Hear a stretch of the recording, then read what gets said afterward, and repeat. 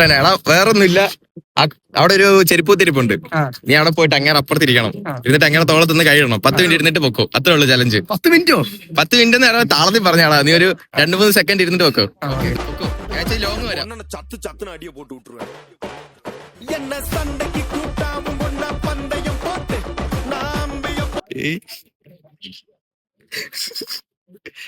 അങ്ങനെ അവിടെ ഇരിക്കുന്നു.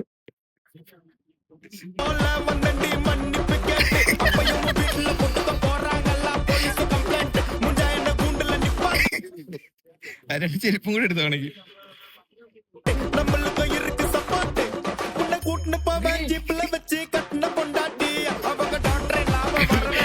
പുതിയ ആളെ കിട്ടി.